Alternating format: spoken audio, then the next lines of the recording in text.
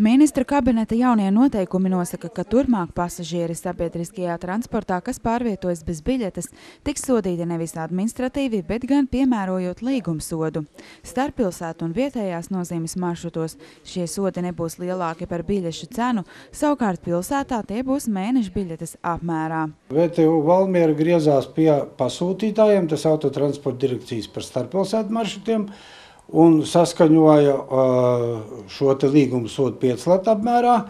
Vietējās nozīmes maršrutos tātad līguma sods ir 3 latu apmērā, bet pilsētā ir 5 latu apmērā.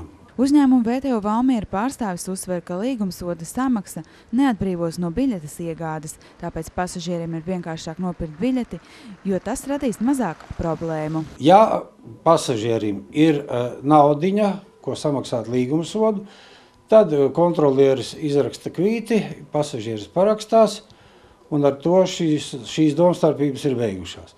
Ja cilvēks nevar samaksāt uzreiz šo te naudiņu, tad, ja viņam ir, persona apliecinošs dokuments, tad aizpilda atkal kvīti, un mēnešu laikā viņam ir jāsamaksās šis līgumsods.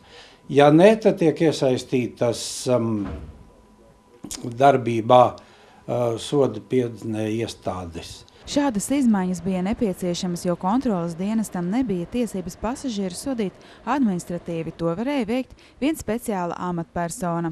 Tomēr Valmieras pilsētas pašvaldība līdz šim bija devusi tiesības uzņēmumu pārstāvjiem bezbiļetniekus sodīt. It sevišķi šo zaķu pēdiņās samazinājums radās tad, kad pilsētā autobusu vadītāji sāk tirgot biļetes. Līdz ar to cilvēkiem palika mazāks iespējas iekāpt bez pārbaudes. Ir jau kāds, kas mēģina kādreiz paspraukties garām, tāpatās kā starppilsētu, vietējās nozīmes maršrutos. Ir kāds, kas uz pilsētu neattiecas, bet uz starppilsētu un vietējiem mēģina nobraukt tālāk, nopērk līdz VTU, bet brauc līdz Rīgai. Tad šādā gadījumā viņam tie 3 lati jāmaksā par biļeti un vēl 5 par to, ka nav iegādājies. Izmaiņas sodu piemērošanas sistēmā sāksies ar 1. decembri.